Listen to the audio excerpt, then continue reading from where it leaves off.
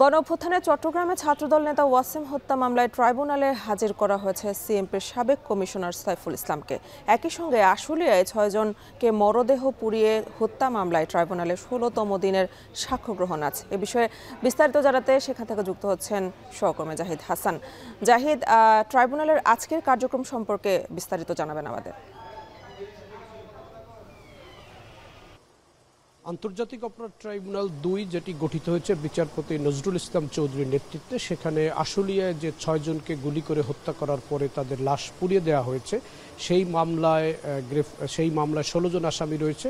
সেই মামলার আজকে সাক্ষ্য গ্রহণ অনুষ্ঠানের দিন ধার্য রয়েছে। আজকে ১৬তম দিন এই মামলার সাক্ষ্য গ্রহণের, এবং এই ১৬তম দিনে এ পর্যন্ত ২১ জন সাক্ষী সাক্ষ্য দিয়েছেন। আজকে যিনি সাক্ষ্য দিবেন তিনি ইতিমধ্যে এসেছেন ট্রাইব্যুনালে। তিনি জুলাই আন্দোলনে একজন আহত, তার ২ পায়ে গুলি লেগেছিল, তিনি ২ পায়ে গুলিবিদ্ধ এবং তিনি আহত হয়েছিলেন।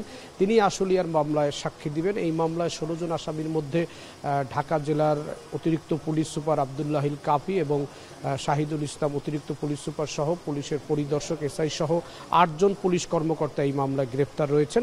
এবং একই সঙ্গে সাভার আশুলিয়া এলাকার সাবেক স্বতন্ত্র এমপি সাইফুল ইসলাম, তিনি এই মামলার ১ নম্বর আসামি। যদিও তিনি এই মামলায় শুরু থেকে পলাতক রয়েছেন, তিনি সহ সেইখানকার আওয়ামী লীগ নেতা যারা এই মামলায় আসামি হয়েছেন তারা পলাতক রয়েছেন। তাদের বিরুদ্ধে রাষ্ট্র নিযুক্ত আইনজীবী দেওয়া হয়েছে এবং আসামি যারা গ্রেপ্তার রয়েছেন তাদের পক্ষে আলাদা আলাদা আইনজীবী রয়েছেন, তারা এই মামলার সাক্ষীদের জেরা করছেন।